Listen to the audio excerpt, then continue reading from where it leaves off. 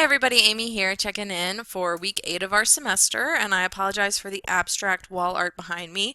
We are painting this room in my house, and so we've been testing some samples, so hopefully that's not too much of a distraction for you. Today is an exciting day, or I should say this week is an exciting week because we are moving on to our very third and final unit of the semester, but I want to start by looking back at your week 7 quiz that was dealing with semicolons and comma splices. A lot of this stuff we have already touched on with some of our quizzes on things like independent and dependent clauses, parts of speech, commas, but this got into a lot of the real nitty-gritty of how all these things kind of work together, and especially how semicolons can be a good friend. It can be one of your best tools when you are trying to construct difficult and complex sentences, and especially thesis statements oftentimes benefit from semicolons because, as you should know now, semicolons separate independent clauses. So sometimes if you have two really long sentences, you can combine them with a semicolon. So let's go ahead and look at some statistics. Let me get out of my student view here actually, because it's not going to let me see that if I am a student. All right, I'm letting you in the back door here, kind of. All right, so let's look at our question statistics, and you'll see that there were just a couple of questions here that you did score below what I consider like the passing grade. So I'm going to focus on those. The first couple were about run-on sentences and how you can identify those. So this one says, identify the error in the following sentence. Think back to when you first learned to write. Maybe you see images of fat pencils, low-grade paper, and posters of the alphabet covering the classroom. So it's asking, is this a run-on or is this a comma splice? Well, comma splices only occur when a comma is used in place of a semicolon, and as I just said, semicolons separate independent clauses. So you'd have to make sure that there are two independent clauses on either side of the comma for it to be a comma splice. So we have, think back to when you first learned to write. Maybe you see images of fat pencils. And then we have our comma. But I'm noticing there are two commas here because this is actually a list of 3. So the commas here are used to separate items in a list or a series of 3, which tells me that it's not a comma splice because there's not two independent clauses on either side. Therefore, it is actually a run-on. You probably noticed it as I was reading the sentence out loud, but there is missing a comma here between the first part of the sentence, which is the main part of the sentence, the declarative part, and then the second part, which is the dependent clause. So basically you would select A, and that would be the appropriate answer. All right, for 4, it is also asking about run-on sentences. It says, true or false, a run-on sentence is always a really long sentence that goes on for at least 2 to 3 lines. And that's false. A run-on is actually any time that you're missing a comma or a period. So it could be long or short, it's just missing the correct punctuation as it says here. Then the next couple, we're focusing more on comma splices and semicolons in particular. So this one is asking you to, let's see, identify what a comma splice is. True or false, is a comma splice any comma mistake? The answer is no. A comma splice, as I said before, only occurs when a comma is used instead of a semicolon. So if a comma is used in place of something else, or if a comma is missing, that would be a different type of comma error that is not considered a comma splice. And then question 7 was the one that you scored the lowest on, which is troubling because this is probably the most important thing for you all to learn about semicolons and comma splices. It's just when it's appropriate to use a semicolon. So semicolons, as I've said, only separate independent clauses. It has to be a complete sentence on either side for the semicolon to work. That is going to be true 99% of the time, but because it's grammar, of course, there is an exception, and the exception is that sometimes semicolons are also used to separate items in series of 3 or lists if the items in the list are each their own phrase, including punctuation. So it can be kind of confusing if you start to list off things and there are commas within the items in your list. And that's why sometimes we'll use semicolons instead between the items in the series. So that's why A and B are correct here. And then the other two examples, C and D, are actually instances where you would use a colon instead of a semicolon. A colon is used to signal that whatever follows is expanding on or explaining what came before. So between a main title and a subtitle would make sense. If you're introducing a list, if you're introducing anything really, it's appropriate to use a colon there. So just know that semicolons take the place of periods most of the time, separating independent clauses, just bringing those sentences a little bit closer together. And then they can also be used if the phrases in a list of 3 are so complex that they have their own punctuation. So to keep that from becoming confusing with all those commas, we'll use semicolons there instead. It's also the reason why it's acceptable now to always use the Oxford comma, which is the comma before the word and, or the final item in a series of 3. So that's just a little extra bit of trivia there for you, since I know you wanted more grammar. Okay. I'm also going to be introducing now our third formal essay, our final major essay of the semester. As I said before, we are entering into Unit 3, so that's very exciting.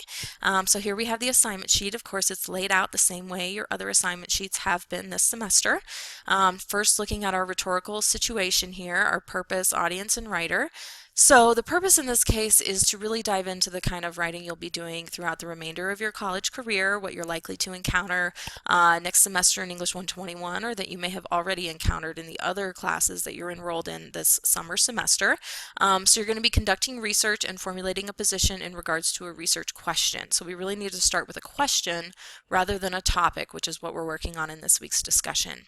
I do want it to be something that you personally are interested in, but I also want it to be something that's relevant to you and this overall topic of student success that we've been dealing with this semester, which is why I'm asking you to choose a topic that focuses in some way on higher ed or issues related to higher education.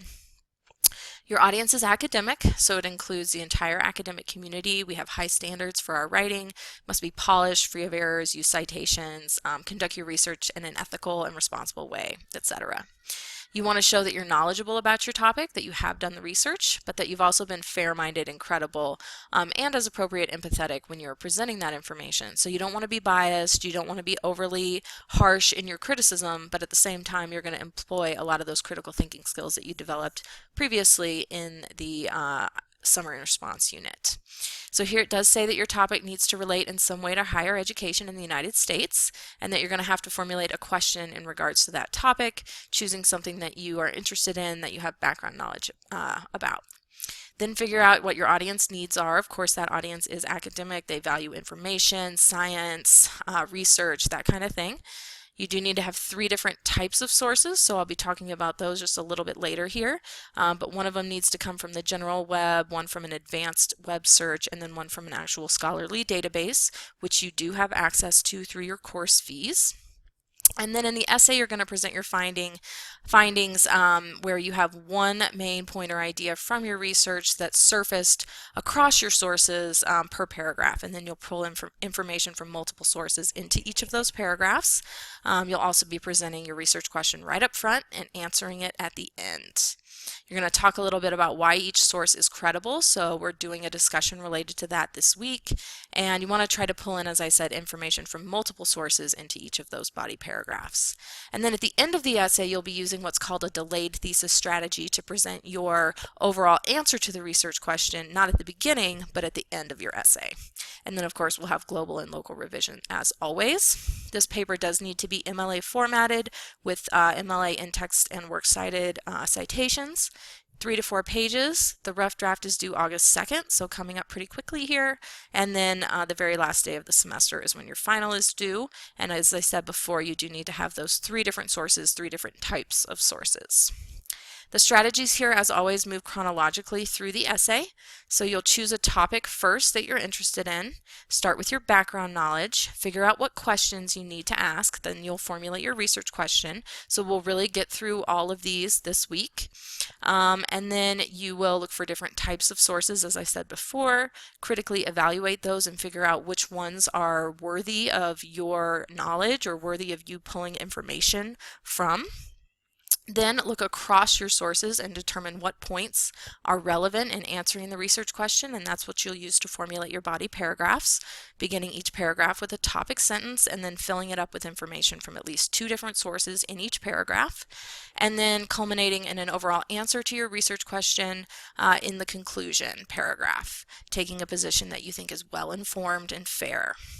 All right, and then we have our rubric, which relates to all those elements that I just talked about. So how open-minded are you being in your inquiry? Are you doing all the research and finding good sources? Are you pulling information from multiple sources into different paragraphs so that you can show how they're connected to each other, where they agree and disagree, and things like that? And then executing MLA research ethically.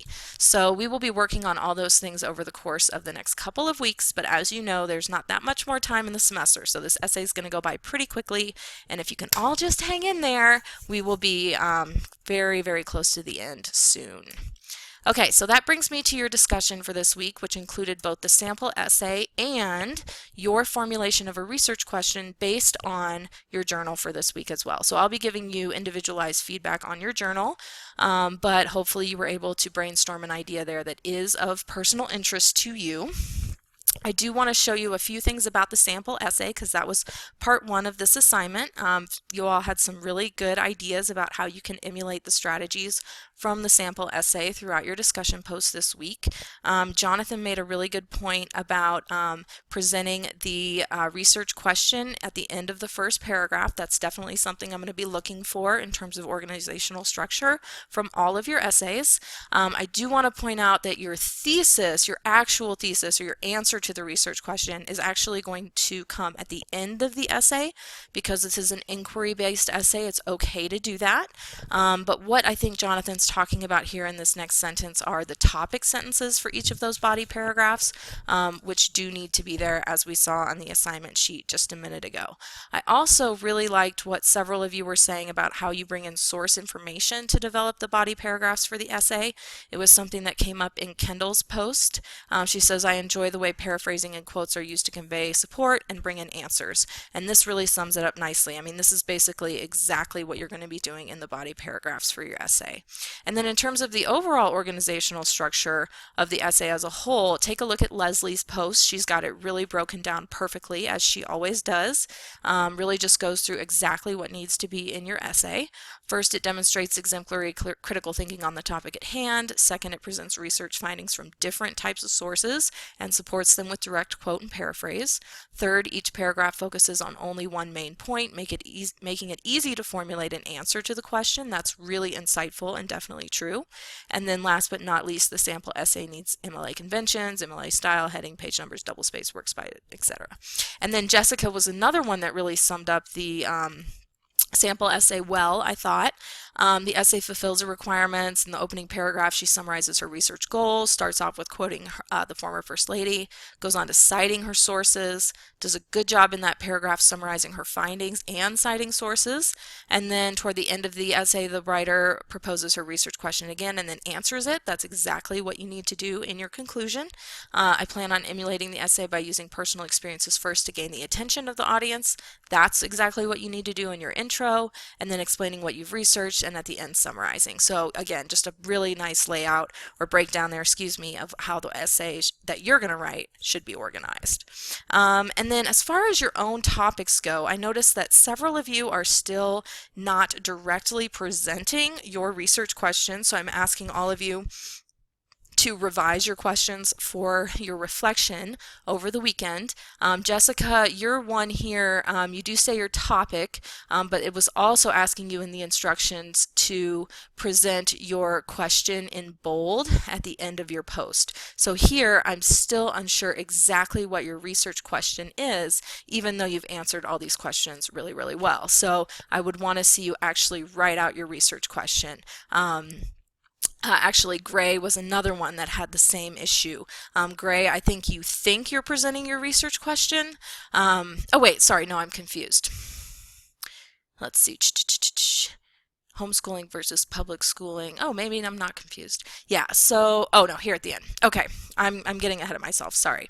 What I meant to say here about Gray's and Megan's and Jessica's is that you all need to reshift your focus from education in the K-12 arena to higher education. So, Gray, you here can look at the added benefits of homeschooling versus public schooling in preparing students for college. I think that Jonathan was another one that I said you're going to have to shift this a little bit to be focused on preparing students for college. Megan, yours is one that also needs to shift to higher education, violence and safety in maybe colleges and universities instead of public schools. But yours is also one that, just like we saw a minute ago in, let's see, whose did I just have up? Not Jessica's. Oh yeah, Jessica's, that you think you are saying your research question directly, but you're not. So I haven't commented on yours yet, but I am going to say you need to come right out and state your research question directly to both Jessica and Megan. And then people like Gray, Megan, David, or excuse me, Jonathan, you're going to have to shift that from a K-12 focus to a higher ed focus. David and I, we already talked about that for his topic. Okay, so I think that covers it. Oh, well, David, I did want to show because his is like a perfect research question that really fulfills all of the criteria of what I'm looking for here. So he says, my essay will be cognition in school, how to remember and retain information in the best way. Specifically, what is the best way for students to have cognition and retain information in their college career?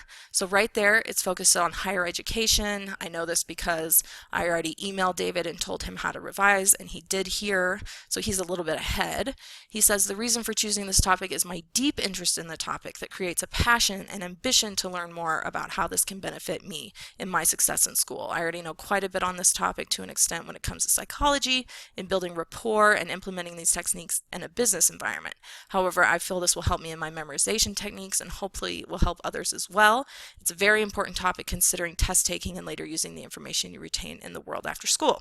So obviously he's got a really strong personal interest. It's a thing that is valuable information to have, and it also is something that's relevant to the audience because it's important not just to David, but it can be important to anybody who's in college. And so that really meets the requirements of what I was showing you just a second ago on that assignment sheet.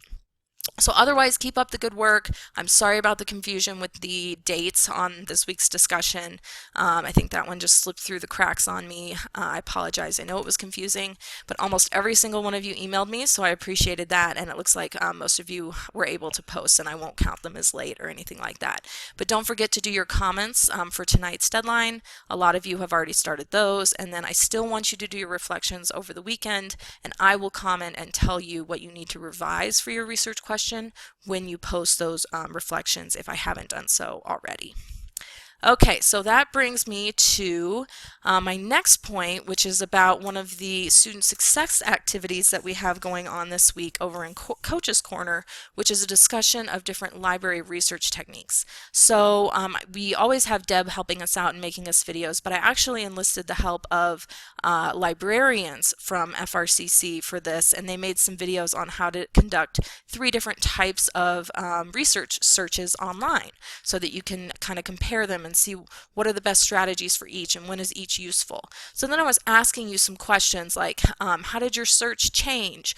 What did you do when you saw the results? How were the results different across the different types of searches? How did you select the results? How did you determine main ideas, or how did you know which sources you wanted to pull information from? So only a couple of you have posted at this point, but there's already a lot of really good stuff coming up. So Leslie was talking a lot about finding credible sources. She says, I looked through these links to tell if they were good sources. When she went on to the advanced Google search, she says she paid attention to the site or domain prompt and typed in edu to get more reliable results.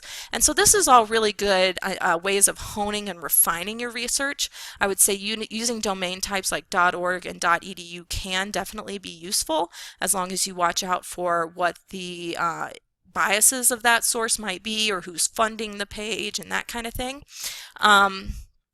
But I'm still curious about what Leslie means when she says things like good sources, reliable sources? How did you know that something was going to be good information that you wanted to use? So that's really what I'm interested in getting at here. I asked Leslie a question about it, and Deb did as well. How do each of you define good or reliable? How would you go about determining if a source is reliable or worthy of your investment and that kind of thing? And I also want to point out that for these student success discussions, it's okay if you want to post a reply to your classmates instead of an original thread. I'll give you points for that too, just as long as you put just as much thought and depth into your response, still posting a couple of paragraphs and that kind of thing. But I like to see the conversation being extended. A lot of really good stuff came up in what Jonathan has posted already here as well. Different kinds of things. So Jonathan is talking here a little bit about Boolean terms, and he's lamenting, wishing he could go back to earlier times when there were other search engines besides just Google, which is very interesting. I'm definitely of that generation as well. But if you type in the word "and," for example, between two of your search terms, you will get results that include both of those words together, not one or the other. If you typed in "or" between those words, you would get sources that have just one of the words and sources that have just the other words. So you get a lot more sources that way. Or you can exclude things by typing the word "not" in between your search terms. So I could say immigration not illegal if I only wanted to find information about legal immigration in the United States or something like that. So that's a really good strategy. And then here, this is what I'm really interested in. Jonathan is kind of comparing the types of searches that he did, and he says, I learned very quickly in a friendly Google search that my topic was too broad. I had to narrow it down. It led me to explore subtopics like vouchers, busing, church versus state in the advanced search. And then once I had an even narrower focus, the master file Premier was the place to be. It didn't take me very long to find a number of resources I would never have found anywhere else. This will help me focus a lot more on a specific part of my topic. And all the things I've learned semester, this is going to be one of the most important. So that's great to hear. I was almost crying when I read this last sentence because I totally agree. This is one of the most invaluable skills you can develop in your English class, and if you can transfer it to your other classes, that's great. That's why Deb is weighing in with us here as well. So I just really like what you say here about, going to the Google search when your topic is still very broad and you might not know exactly yet how you want to zoom in, getting some general information in the back of your mind, and that will help you learn a little bit more about the topic so you know where and how to zoom in. And then once you have that focus narrowed a little bit, then you can go to the master file Premier, and it's really designed so that once you have those very specific search terms, you can sort by date, you can sort by type of source, you can narrow it down for credibility with things like the scholarly journal filter, you can look for things in full text so you don't have to go through the frustrating process of finding sources that aren't accessible and that kind of thing. So I think everything Jonathan is saying here is extremely important. I'm so glad that you understand the value of this, Jonathan, not just for English in college, but just in our society. We're inundated with so much information. We all have got to learn how to, sort through and figure out what is good information, what is worth putting value in. And I think that's what Deborah's question here is really getting at as well. So thanks to those of you who have posted already. Again, I'll give posts for original posts and replies to each other as long as they are all substantial. And I really look forward to hearing what the rest of you have to say on this topic through that discussion. It's really important to this unit on research. All right, so that just brings me to your homework for the weekend. Your to-do list for week 8. First and foremost, don't forget that your summary and response essay is due in the Dropbox tonight at midnight. Again, it's not due Sunday, it is due Friday. Today is Friday. Tonight at midnight is when the Dropbox is going to close. So that's, the most important thing that you really need to get done today. Then if you haven't done your journal for this week already, do that. And of course, review the iSearch materials if you haven't done that already as well. And then review the topic to question document so you can, along with the sample essay, go back and do this week's discussion post if you haven't already. But since most of you have, do your comments by tonight's midnight deadline and your reflection, including your revised research question, by midnight on Sunday. Then this week's grammar work has to do with apostrophes, and I already showed you your student success discussion on how to do these different types of searches. Deb is also going to have you turn in your annotations for one of your sources, your friendly internet search source, to a Dropbox as well. So that's here in the instructions too. If you have questions about any of those assignments, please let me know, or the iSearch in general. But otherwise, have a great weekend, and I'll look forward to hearing what else you have to say. Thank you.